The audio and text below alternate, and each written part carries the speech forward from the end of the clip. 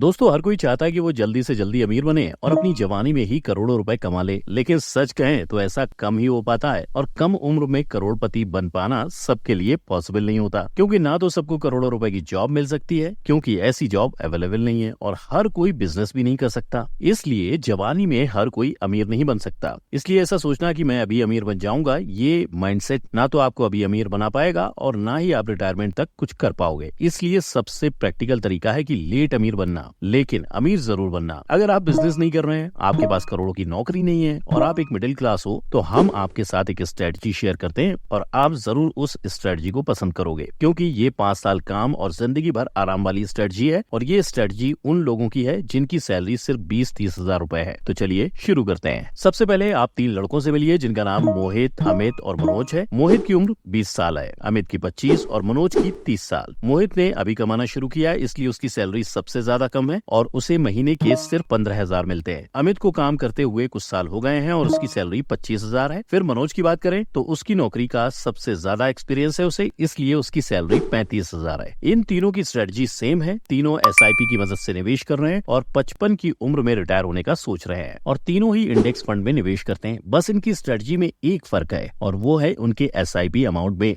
मोहित की सैलरी सबसे कम है, इसलिए उसका अमाउंट भी कम है, यानी 3,000 रुपए। उसके बाद अमित का SIP अमाउंट है 5,000 और फिर मनोज का सबसे ज्यादा यानी कि 7,000 है। तो अब हम इन तीनों के एग्जाम्पल से समझते हैं कि आप अपने पैसे को कैसे बचा सकते हैं ताकि रिटायरमेंट में आपको कोई दिक्कत ना आए। सबसे पहले मोहित की बात करें तो उसकी इनकम सबसे कम है, लेकिन वो स्मॉल स्टेप्स की वैल्यू समझता है और वो जानता है कि चाहे उसकी इनकम कम है लेकिन उसकी उम्र भी कम है, इसलिए वो जानता है कि उसके थोड़े अमाउंट का SIP भी उसे उतना रिटर्न दे सकता है जो ज्यादा उम्र वाले को ज्यादा अमाउंट का SIP नहीं दे सकता। इसलिए उसने डिसाइड किया है कि वो अपनी इनकम का 20% अगले 5 सालों तक इन्वेस्ट करेगा। ऐसे में मोहित ने जो हिसाब लगाया है उस हिसाब से अगले 5 सालों के बाद उसके लिए पैसे 3,04,000 के आसपास बन जाएंगे। ये आपको ज्यादा बड़ा अमाउंट नहीं लग रहा होगा, लेकिन ये तो बस शुरुआत हुई है। अब मोहित क्या करेगा कि अपनी SIP को क्लोज करवा देगा और अपने 3,04,000 रुपए को इन्वेस्टेड रहने देगा अगले 30 सालों के लिए। 30 साल बाद वो 55 का हो जाएगा और उस टाइम तक बिना 1 रुपया इन्वेस्ट किए उसके पास 91 लाख रुपए हो जाएंगे। और क्योंकि उसने 5 साल बाद अपनी SIP बंद कर दी थी, तो उसके बाद वो अपना इमरजेंसी फंड बनाना शुरू कर सकता है। अगर वो ऐसा लगातार करता रहेगा तो उसके पास अच्छा खासा इमरजेंसी फंड भी क्रिएट हो जाएगा, जिससे वो किसी भी इमरजेंसी सिचुएशन में इस्तेमाल कर सकता है। और जब तक उसे इसकी जरूरत ना पड़े तब तक वो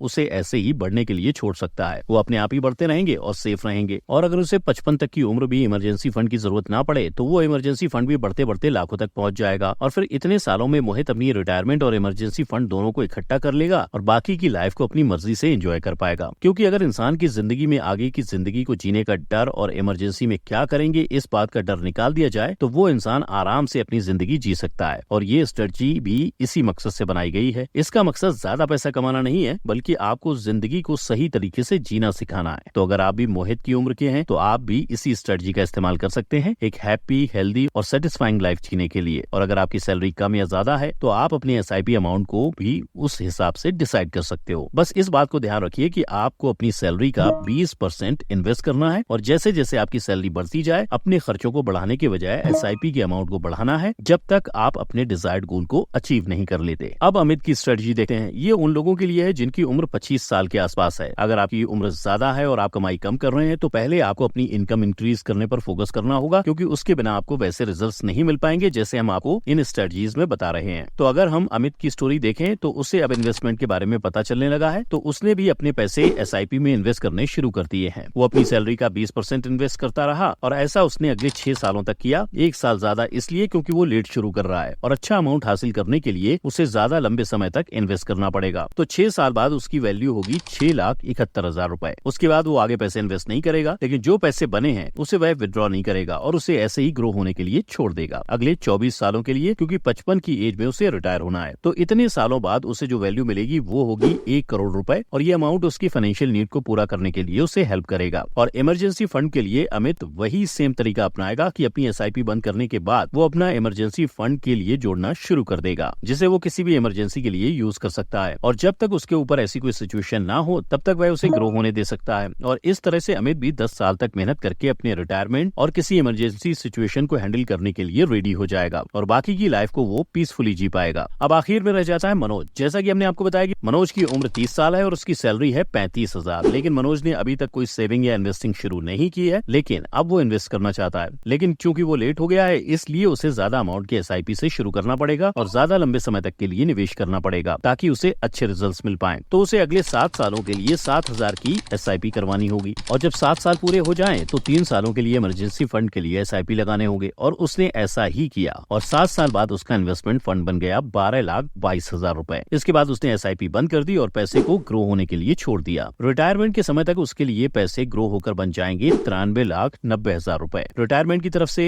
सिक्योर होने के बाद अब मनोज इमरजेंसी फंड के लिए पैसे इकट्ठा करना शुरू करेगा। 7 साल तक SIP लगाने के बाद उसकी एज 47 साल हो गई होगी और सैलरी भी काफी बढ़ गई होगी। तो अब वो अपने इमरजेंसी फंड के लिए पैसे सेव करता रहेगा जिसे वो किसी इमरजेंसी सिचुएशन के लिए इस्तेमाल कर सकता है और जब तक उसे जरूरत ना पड़े तब तक वो उसे ग्रो होने दे सकता है। और इस तरह उसकी भी जिंदगी के 2 काम यानी कि रिटायरमेंट फंड और इमरजेंसी फंड हो जाएंगे। तो दोस्तों, कुछ बातों को आपको ध्यान में रखना जरूरी है। अगर आपकी उम्र 45 साल से ज्यादा हो चुकी है और आपने अभी तक स्टार्ट नहीं किया है तो आप जल्दी से पहले शुरू कर दीजिए, लेकिन इन तीनों की तरह आप अपनी SIP बंद मत करवाना क्योंकि आप स्ट्रेटजी को फॉलो करने के लिए लेट हो चुके हो। इसके अलावा अगर आपकी उम्र ज्यादा है और आपकी कमाई कम है तो इन्वेस्टमेंट स्टार्ट करने से पहले अपनी इनकम को इंक्रीज कीजिए। इसके अलावा ये बात भी ध्यान में रखो कि अगर आपको इंडेक्स फंड से मिल रहे रिटर्न कम लग रहे हैं तो आप फंडामेंटली स्ट्रॉन्ग शेयर में भी इंडिविजुअल इन्वेस्ट कर सकते हैं। इंडिविजुअल स्टॉक्स में भी इन्वेस्ट करना काफी आसान होता है। एंजल वन जैसे प्लेटफॉर्म के जरिए आप आसानी से निवेश कर सकते हैं और ये सब आप फ्री में कर सकते हैं। तो इंतजार मत कीजिए, जल्दी से अपना डीमैट अकाउंट खुलवा लीजिए और अपनी इन्वेस्टमेंट जर्नी को आज से ही शुरू कर दीजिए। तो दोस्तों, हम उम्मीद करते हैं कि इस वीडियो से आपको काफी कुछ सीखने को मिला होगा। तो वीडियो को लाइक जरूर कर दें और हमें अपनी राय कमेंट करके जरूर बताएं और इसी तरह की और भी वीडियो देखने के लिए हमारे चैनल को सब्सक्राइब करके बेल आइकन दबाना ना भूलें ताकि आप कोई भी वीडियो मिस ना करें। धन्यवाद।